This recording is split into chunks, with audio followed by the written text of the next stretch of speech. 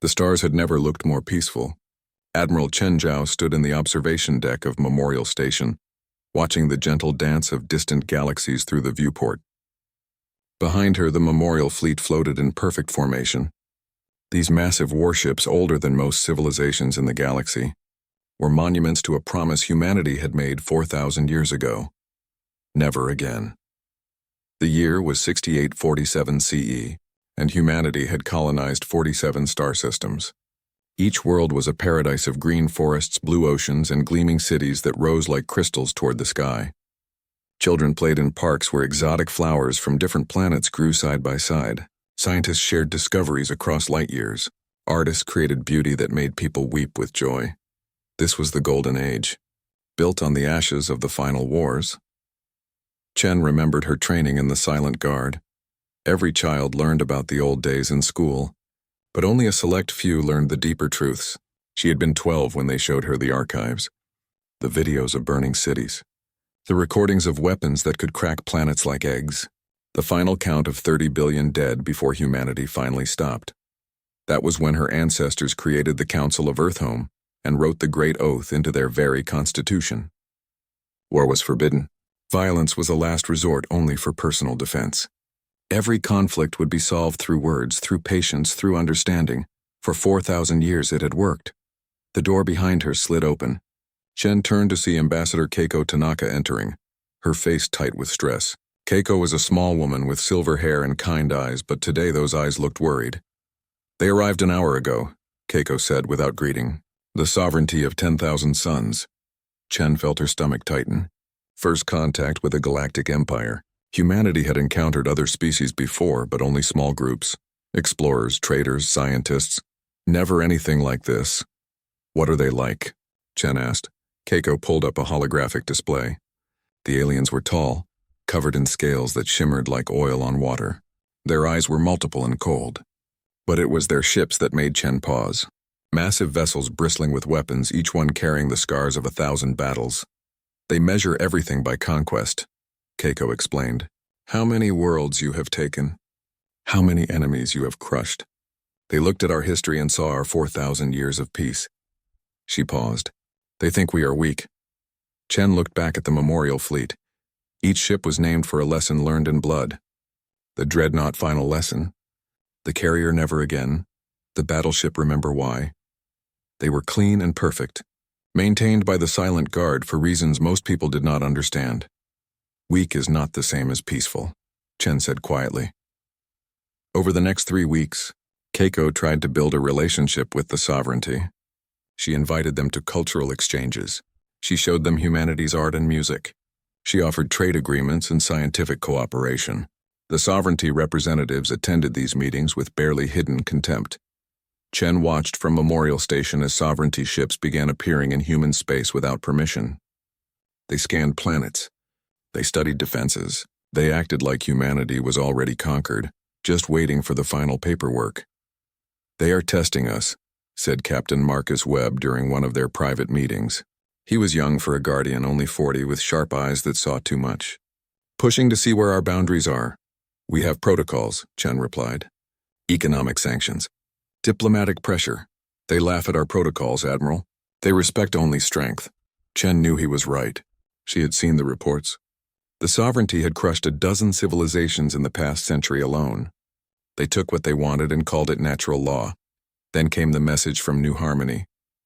New Harmony was a beautiful world, the jewel of human space.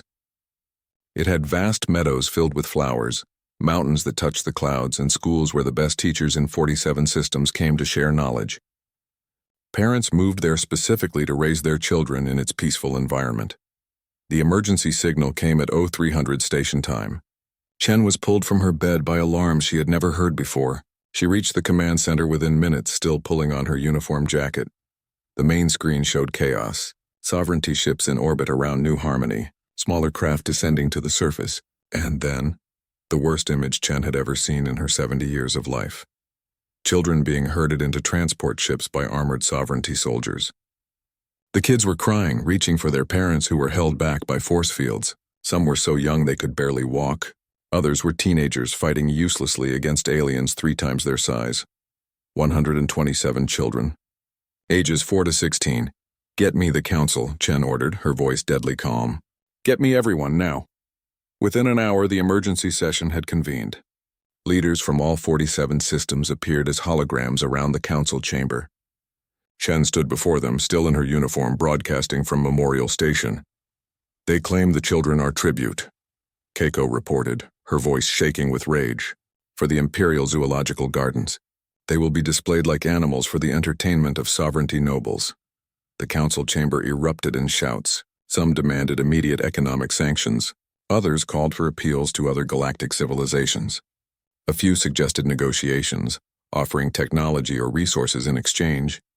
Chen waited until the noise died down. Then she spoke in a voice that carried 4,000 years of weight. We have one more message from the sovereignty, she said. She pulled up a recording. A sovereignty noble appeared on screen, scales gleaming with jewels. This was Prince Admiral Keshatar, the one who had ordered the raid. Behind him, human children huddled in cages, their eyes red from crying. Keshatar laughed as he watched a recorded message from a human mother begging for her daughter's return. He made jokes about human weakness. He said that herbivores should not pretend to be predators. He said humanity should be grateful the sovereignty only took children and not entire planets. Then he dismissed the transmission with a wave of his clawed hand, as if the entire matter was beneath his notice. The silence in the council chamber was absolute. Chen looked at each leader in turn. She saw the same thing in every face: rage, horror, and something humanity had not felt collectively in 4,000 years. The need for war. There is one clause in our Constitution, Chen said quietly, that we have never invoked. Article 0. The exception for the defense of children. She paused. I am formally requesting that we invoke it now. The vote was unanimous. 47 systems, billions of people, all agreeing to break 4,000 years of peace, not for territory, not for resources, not for pride, for their children. As the council session ended, Chen walked to the viewport once more. Behind her, klaxons began to sound throughout Memorial Station. The silent guard was mobilizing. The memorial fleet was coming to life. She touched the cold glass and looked at the ancient dreadnought final lesson. Its lights were coming on one by one like a sleeping dragon opening its eyes. Forgive us, she whispered to the memory of those who had died in the final wars. We tried. We tried so hard to keep the promise. But some things, she realized, were worth breaking even the most sacred promise to protect. And humanity was about to teach the galaxy a lesson it had learned 4,000 years ago. The sleeping titans were waking up. The transformation began immediately. Hidden facilities on distant moons opened their doors for the first time in centuries. Training centers that had existed only as rumors became real. The silent guard stepped out of the shadows. Captain Sarah Okonkwo had been an archaeologist. She studied ancient human civilizations. She had spent years digging through ruins, learning how people lived and died thousands of years ago. Now she stood on the bridge of a warship older than most alien civilizations. The ship was called Final Lesson. It had been built during the last days of the final wars. It carried weapons that no other species had ever imagined. Okonkwo touched the captain's chair. The leather was old but well maintained. Someone had cared for this ship for 4,000 years. That someone was her grandmother, and her great-grandmother, and all her ancestors back through the centuries. The Okonkwo family had been part of the Silent Guard since the beginning. They had passed down knowledge from parent to child. They had kept the secrets of war alive while the rest of humanity forgot. Sarah had learned tactics while other children learned music. She had studied weapons while her friends studied art. She had trained for a war she hoped would never come. Now it was here. All across human space, similar scenes played out. Ordinary people discovered they had extraordinary ancestors. Teachers learned their great-grandparents had been generals. Doctors found out their families had been strategists. The Silent Guard had hidden among normal humans for 4,000 years, but there were not enough of them. The Silent Guard numbered only 10,000. They needed an army. They needed millions. The volunteers came by the millions, young and old. Men and women, people from every human world lined up to serve. They had never seen war.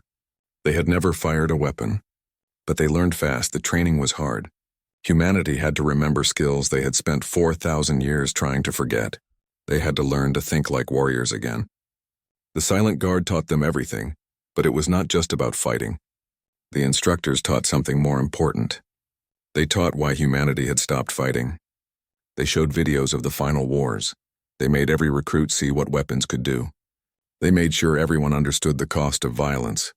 Admiral Chen addressed the first graduating class. 10 million soldiers stood at attention. She looked at them with sad eyes.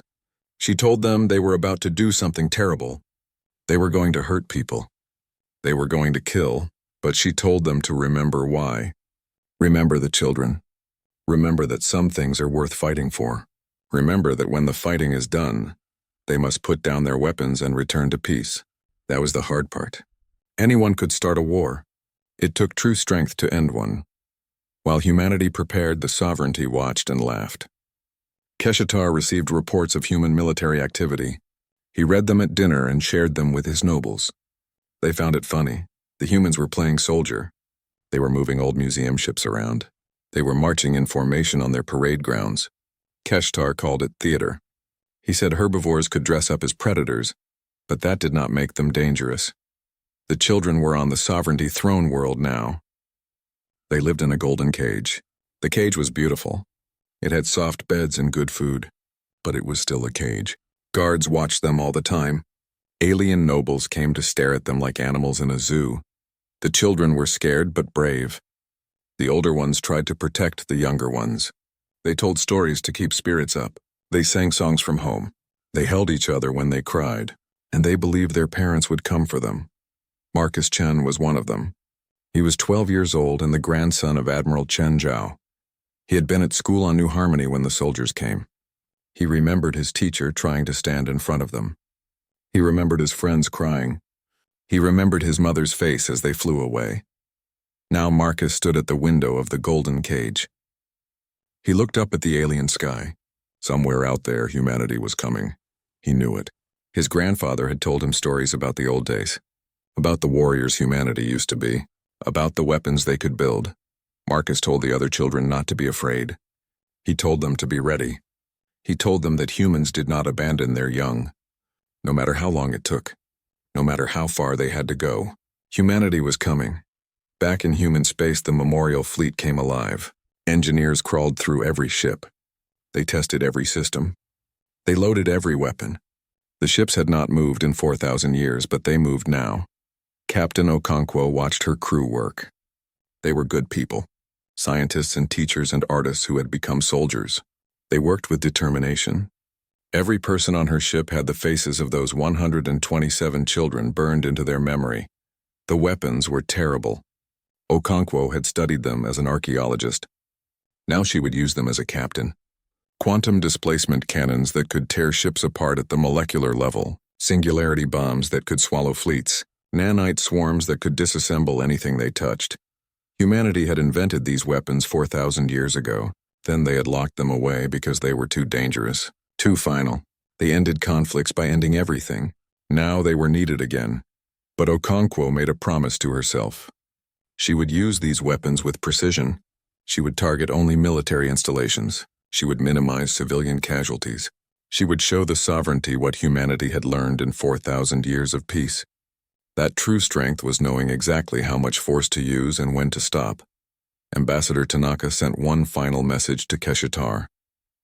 She appeared on his screen with a face like stone. She gave him an ultimatum. Return the children within 48 hours. All of them, unharmed. Or face the consequences. Keshatar recorded his response in front of his entire court. He played Tanaka's message for them. They laughed. He made jokes about human threats. Then he did something that sealed his fate. He created a hologram of Tanaka. He made it kneel and beg. He had his guards beat the hologram with sticks while his court cheered. Then he sent the recording back to humanity. He wanted them to see how little he feared them. The recording reached Earth. The council watched it in silence. Even those who had argued for more diplomacy said nothing now. There was nothing left to say. Admiral Chen gave the order. The memorial fleet moved out. 150 warships left human space. Behind them came 500 support vessels. Supply ships and medical frigates and rescue craft. Humanity was not just coming to fight. They were coming to bring their children home. The fleet traveled in silence. Engines pushed them through space faster than light. Inside the ship, soldiers prepared. They checked their weapons. They reviewed their training. They looked at pictures of the children they were going to save. Okonkwo stood on the bridge of final lesson. Her crew worked around her with quiet efficiency. She thought about what they were about to do. She thought about all the people who would die. She thought about the promises humanity had made 4,000 years ago. She spoke to her crew. She told them the truth. They were about to break humanity's most sacred oath. They were going to wage war. But they were doing it for the right reason. They were doing it because someone had to show the sovereignty that peace was not weakness. Her crew understood. Every person on every ship understood. They had been raised in peace. They had lived good lives without violence. But they also understood that peace required protection, and children required everything. The fleet reached sovereignty space. Sensors detected enemy ships ahead, hundreds of them. The sovereignty had strong defenses. They had conquered half the galaxy. Their military was powerful, but they had never fought anyone like humanity. They had never faced an enemy that had spent 4,000 years studying war while choosing not to wage it. They had never encountered weapons designed by a species that understood exactly how terrible weapons could be. Admiral Chen opened a channel to all ships. She spoke one sentence. It echoed through every vessel in the fleet. Bring our children home. The first human warship fired its weapons for the first time in 4,000 years, and the galaxy learned what humanity had been capable of all along. The Sovereignty Military Command was having breakfast when their sensor networks went completely dark. No warnings, no sensor readings. One moment their systems were functioning normally, and the next they were blind. Then the human ships appeared. They did not emerge from hyperspace like normal vessels. They simply materialized as if they had always been there. 100 warships spreading across 12 systems with precision that should have been impossible. Captain Sarah Okonkwo stood on the bridge of the final lesson as they entered the Kethmar system, home to the Sovereignty's largest military shipyard. Around her, the crew worked with calm efficiency. These people had been civilians weeks ago, but now they moved like they had been born for this. Targets acquired, the weapons officer reported. 17 military platforms, 32 warships, 0 civilian structures in firing range. Sarah felt the weight of what she was about to do. These were living beings she was about to kill. But then she thought of Marcus Chen and the other children, scared and alone in their cages. Fire, she said quietly. The quantum displacement cannons made no sound in space, but their effect was immediate and terrible. The Sovereignty platforms simply ceased to exist. Their atoms scattered across dimensions so completely that there was nothing left to detect. The enemy warships tried to fight back. Their weapons were powerful by galactic standards, but they were firing at ships 4,000 years more advanced, vessels designed by a species that had spent millennia studying how to end wars permanently. Human defensive shields did not just block attacks. They redirected the energy back at the attackers with surgical precision. Sovereignty ships found themselves destroyed by their own weapons. The battle, if it could be called that, lasted 6 minutes. Across all 12 systems, the result was the same. Human forces struck with overwhelming precision, destroying only military targets and leaving everything else untouched. Not a single civilian installation was damaged. Not one non-military ship was fired upon, but the Sovereignty's military presence in those systems was completely erased. Admiral Chen watched the reports come in from Memorial Station. The operation had gone exactly as planned. 0 human casualties, 0 collateral damage. The Sovereignty had lost over 3,000 warships and hundreds of military installations, and humanity had sent a message to the entire galaxy. Broadcast this on all frequencies, Chen ordered. She pulled up the images of the children, each face showing fear and hope. We did not want this war. We gave every chance for peace. But we will not stop until our children are home. To every Sovereignty world, every Sovereignty ship, every Sovereignty citizen, we have no quarrel with you. Our dispute is with those who took our young. Stand aside and you will not be harmed. The message spread across the galaxy within hours.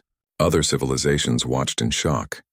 The peaceful humans, the species that had not fought a war in 4,000 years, had just destroyed a significant portion of the most powerful military empire in the galaxy, and they had done it in 6 minutes. The sovereignty's response was predictable. Prince Admiral Keshatar, his pride wounded, ordered every available fleet to converge and crush the human forces. He would not let these herbivores embarrass his empire. 5 massive battle fleets moved to intercept the human ships, over 10,000 warships carrying the might of a civilization that had conquered dozens of species. They met the human fleet at the edge of the Vormak Nebula. This time, the sovereignty was ready. Or so they thought. The battle began when the sovereignty forces opened fire from long range, hoping to overwhelm the humans with sheer numbers.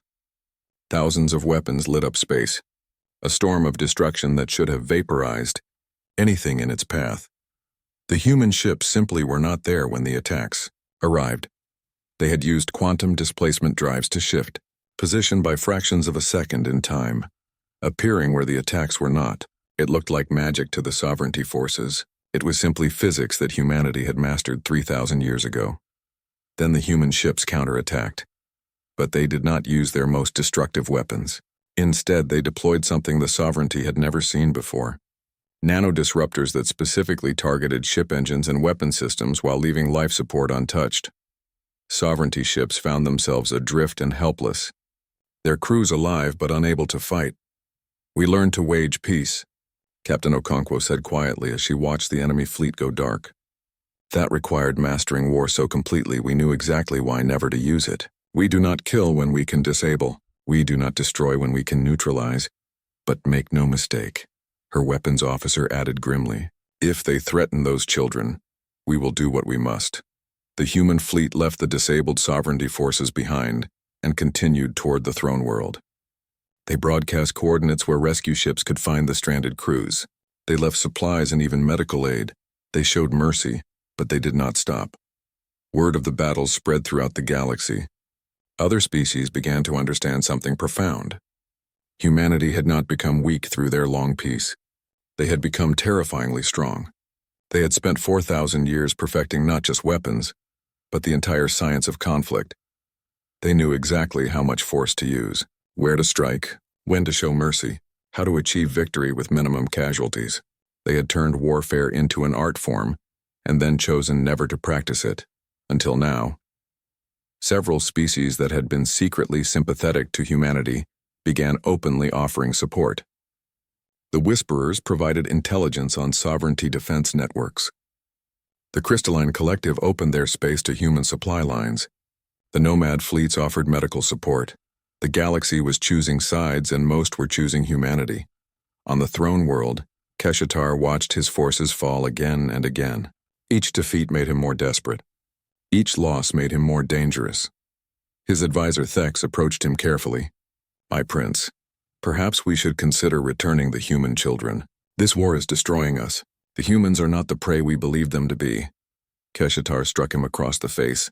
"Never. We are the sovereignty of 10,000 suns. We do not bow to herbivores. I will see those humans broken before I give up what is mine." He stormed to the Imperial Gardens where the children were kept. They looked at him with wide, frightened eyes. Marcus Chen, Admiral Chen's grandson, stood in front of the younger ones, trying to protect them despite being just 8 years old. Keshatar smiled cruelly.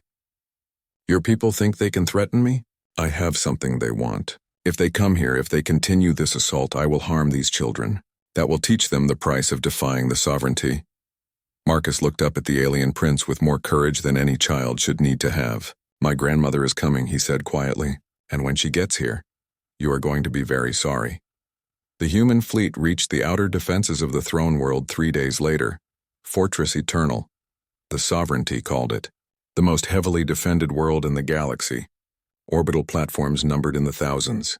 Defense fleets numbering 50,000 ships. Energy shields that could withstand the explosion of a star. It had never been breached in 3,000 years of sovereignty history. The human fleet arrived and stopped just outside weapons range. Every ship in the galaxy watched, waiting to see what would happen. Many expected a long siege. Some thought humanity would finally be stopped. Chen stood on the bridge of the command ship Peace Through Strength and sent one final message to Keshatar.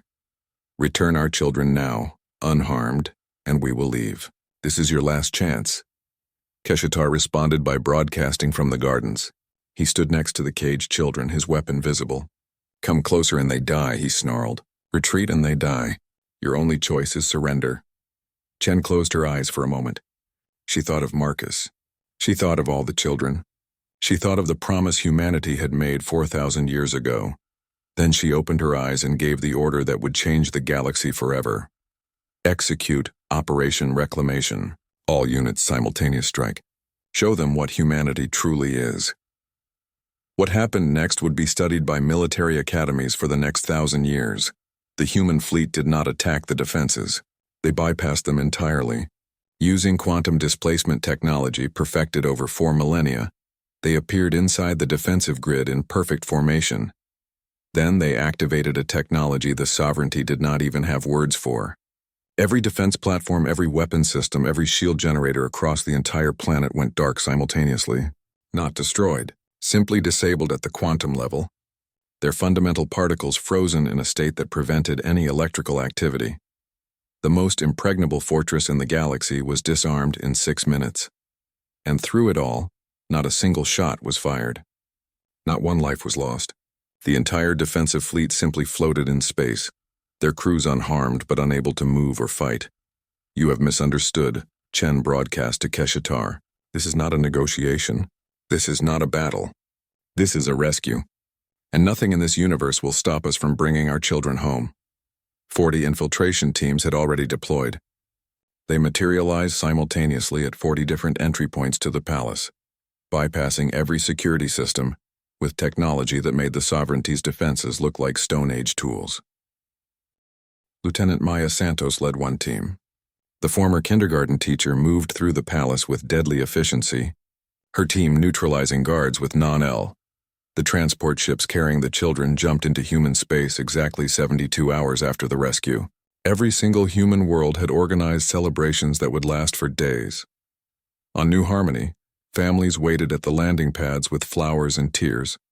When the ramps descended and the children emerged, a sound rose from the crowd that was part laugh, part cry, all joy. Marcus Chen was among the first down the ramp. He walked with the other children, still trying to be brave. Then he saw his parents in the crowd and ran. His mother caught him and they collapsed together, holding on like they would never let go. Admiral Chen watched the reunion from a distance. She had wanted to be there, but military protocol kept her with the fleet for a few more days. So she watched the video feed and let herself cry for the first time since this began.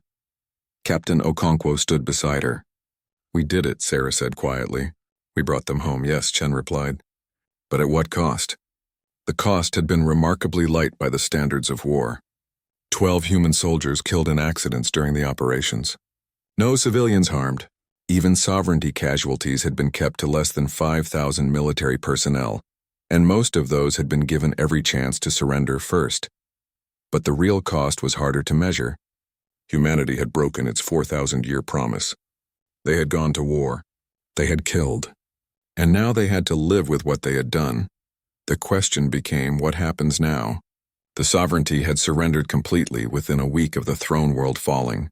With their defenses destroyed and their leadership captured, they had no choice. The empire that had ruled thousands of worlds for centuries simply collapsed. Many species expected humanity to take control, to become the new ruling power. That was how these things always worked in the galaxy. The strong conquered the weak. Humanity had other ideas. Ambassador Keiko called an emergency session of the Galactic Council, a loose organization of civilizations that had little power, but served as a forum for discussion. This time every species sent representatives. Everyone wanted to hear what humanity would demand. Keiko stood before the assembled aliens, representing a species that had just proved itself the most militarily powerful in known space. She looked tired but determined. "We did not fight this war for conquest," she said simply. "We fought to retrieve our children. Now that they are home, we have only 3 demands." The council chamber was absolutely silent. First, all those responsible for taking our children will face trial under galactic law. Second, the sovereignty will be dissolved and its former subjects will be free to govern themselves. Third, a new law will be established protecting the young of all species throughout the galaxy. A murmur ran through the chamber. That was all? No territorial demands? No tribute? No subjugation? A representative from the Zekthar Imperium stood. "With respect, Ambassador, your species has just demonstrated overwhelming military superiority. You could rule half the galaxy if you wished. Why do you not? Keiko looked at the alien with something like sadness. Because we remember what it was like when we ruled through force. We remember where that path leads. We chose peace 4,000 years ago. Breaking that peace to save our children does not mean we have abandoned the lesson we learned. It means we understand that peace must sometimes be defended. The trial of Prince Admiral Keshatar and his co-conspirators began 2 months later. It was held on a neutral world, with judges from 17 different species. Humanity insisted on following proper legal procedure. No revenge. No quick executions. Justice, not vengeance. The evidence was overwhelming. Videos of the abduction. Testimony from the children. Records showing Keshatar had ordered the raid despite knowing it would provoke conflict. Communications showing he had planned to take more humans if the first group proved entertaining enough. Keshatar showed no remorse. He stood before the court and declared that he had done nothing wrong. We are predators, he said. Humans are prey. This is the natural order of things. I took what I wanted because that is the right of the strong. Admiral Chen was called to testify. She sat in the witness stand and looked directly at Keshatar as she spoke. You made a fundamental mistake, she told him. You confused peace with weakness. You thought because we chose not to fight, we could not fight. You saw our kindness and thought it was vulnerability. She leaned forward. We are not prey, Prince Admiral. We were never prey. We were apex predators who learned to be something better. That you could not understand, this is not our failure. It is yours. The verdict came after 3 weeks of testimony. Guilty on all counts. The sentence shocked the galaxy. Life imprisonment to be served working in human orphanages and care centers. Keshatar and his co-conspirators would spend the rest of their lives taking care of children who had lost their families, teaching them gentleness, as one human official put it. Learning what it means to nurture instead of destroy. Some thought the sentence too light, others thought it too creative. But humanity had made its point. Justice did not require matching cruelty with cruelty. The dissolution of the sovereignty took longer. Thousands of worlds had been held together by force for centuries. Now they were free, but freedom brought chaos.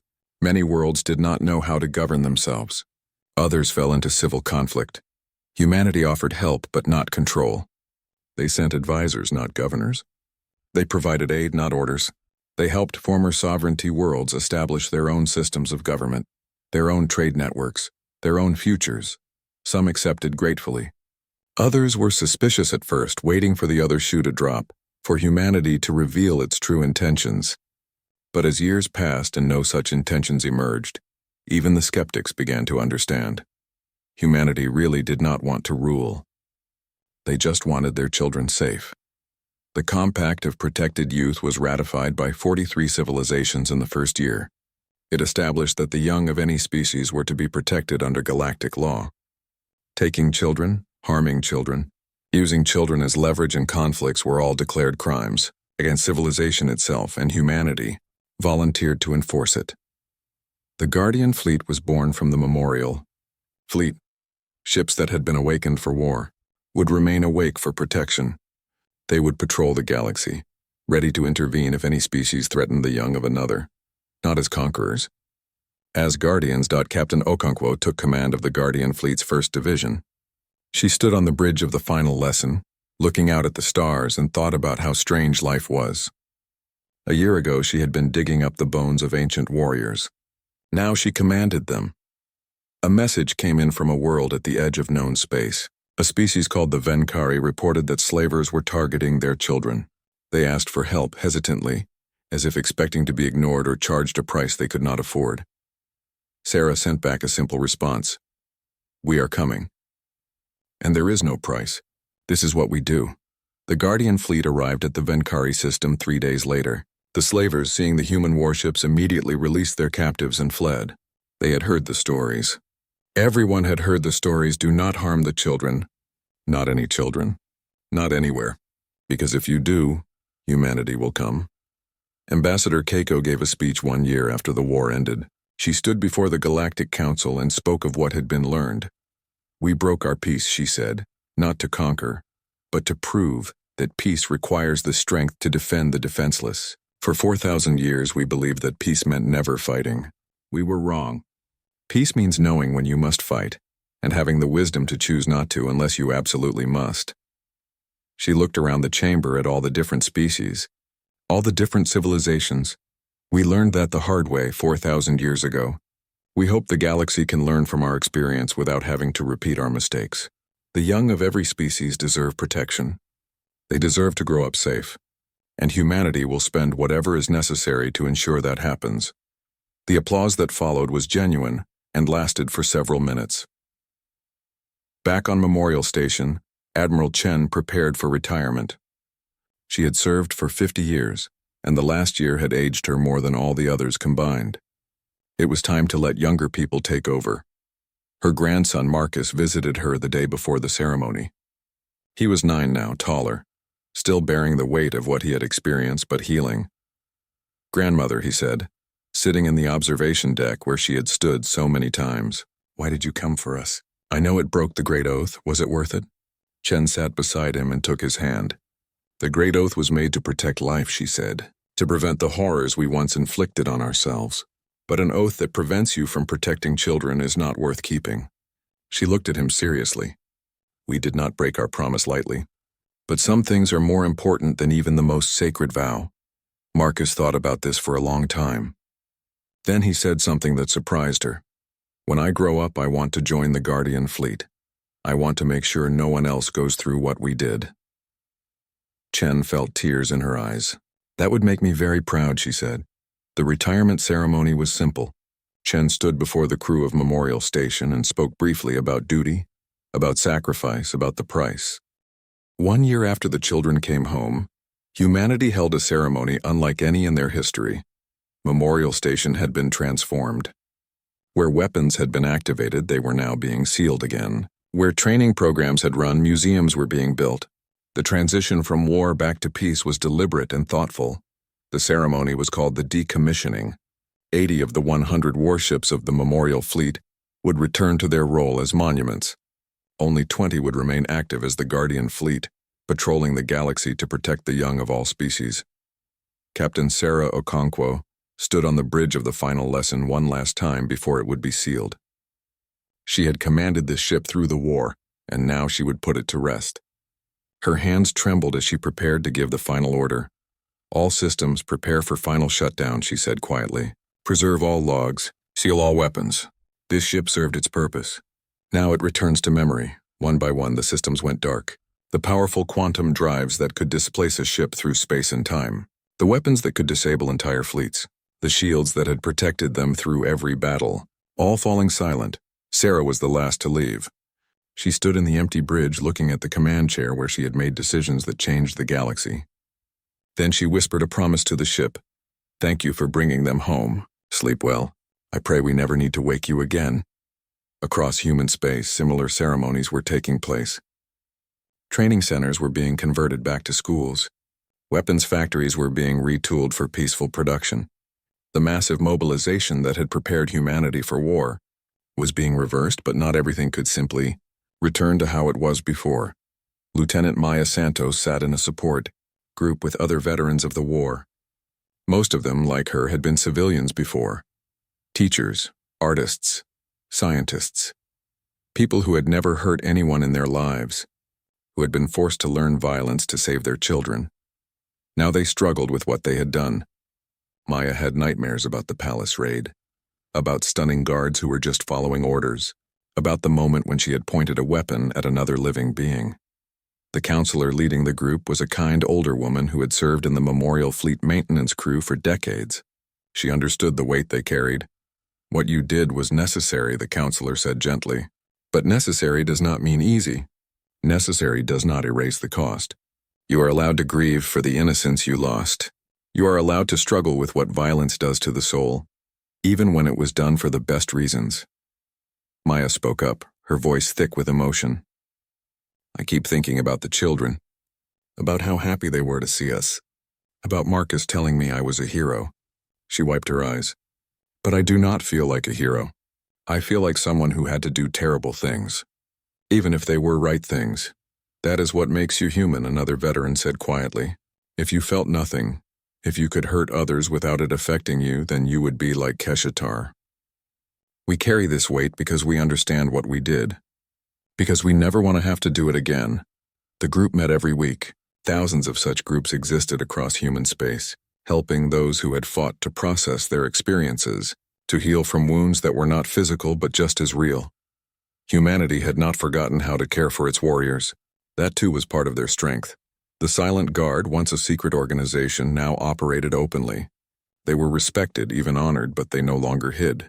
Their role was understood: to remember, to maintain, to be ready if needed, but to hope they never would be.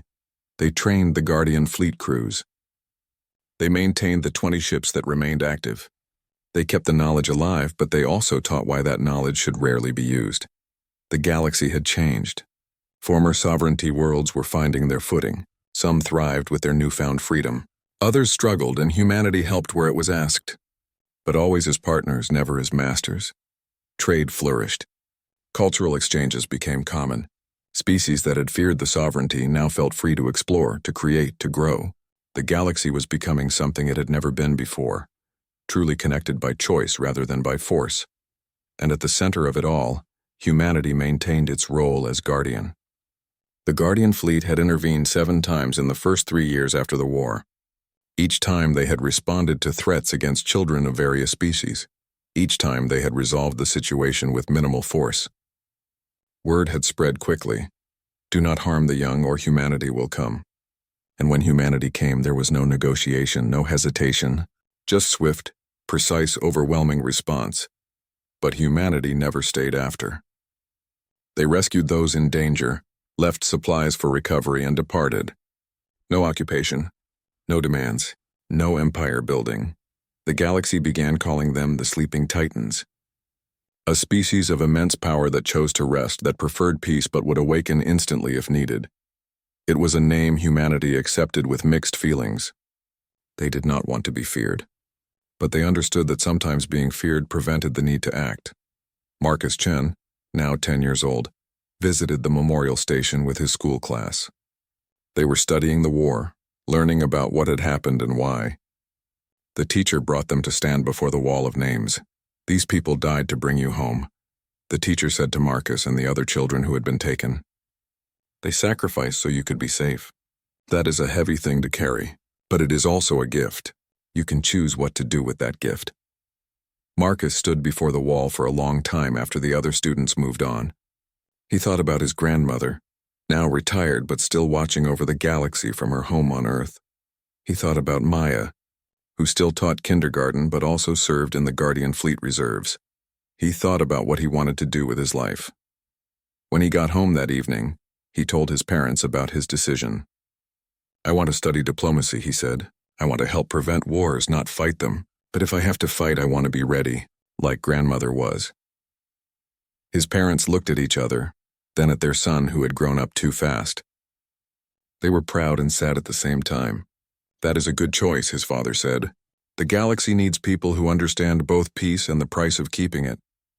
Across human space, many of the children who had been rescued were making similar choices. Some joined the Guardian fleet, others became diplomats. Some became teachers determined to raise the next generation to value peace. A few became artists, using their experiences to create works that helped others understand. They were a generation marked by trauma, but they were also a generation determined to ensure no one else would suffer as they had. 50 years passed. Admiral Chen had died peacefully in her sleep at the age of 122. Her funeral was attended by representatives from every species in the galaxy. Even the former sovereignty worlds sent delegations, honoring the woman who had defeated them but never humiliated them. Marcus Chen, now 60 years old, stood at the ceremony wearing the uniform of an ambassador. He had spent his life building bridges between species, negotiating peace, and occasionally calling in the Guardian fleet when negotiation failed. He spoke at his grandmother's funeral about what she had taught him. "She showed me that strength is not about how much force you can bring to bear," he said to the assembled crowd. "It is about having that force and choosing not to use it unless you absolutely must. She broke a 4,000-year promise to save us. Then she spent the rest of her life making sure that promise was restored." The galaxy had indeed learned from humanity's example. Wars still happened, but they were rarer. The Compact of Protected Youth had expanded to protect not just children, but all vulnerable populations.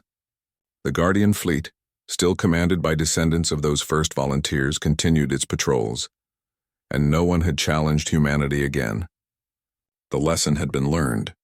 The sleeping Titans preferred to sleep, but they would wake if needed. On New Harmony, now rebuilt and thriving, a new generation of children played in the parks. They learned about the war in school, but it seemed like ancient history to them. They lived in peace, unaware of how close they had come to living in a very different galaxy. Lieutenant Maya Santos, now retired and returned to teaching, watched them play. She was old now, her hair white, her hands marked by time. But she still came to this park every week, still watched the children with protective eyes. A young girl ran up to her holding a flower she had picked. "Are you really Lieutenant Santos? The one from the history books?" Maya smiled and accepted the flower. "I am, though I prefer to think of myself as Teacher Santos." The girl looked at her with wide eyes. "You saved the children. You are a hero." Maya thought about all the nightmares, all the therapy sessions, all the years it had taken to feel whole again. She thought about the guards she had stunned, about the moment she had pointed a weapon at another being. "I did what needed to be done," she said carefully, "but the real heroes are the ones who make sure it never needs to be done again. People who choose peace every day. People who protect and nurture. That is true heroism." The girl thought about this seriously, then nodded and ran back to her friends. Maya watched them play and felt something she had not felt in decades. Complete peace. Not the absence of war, true peace. The kind that comes from knowing you did the right thing.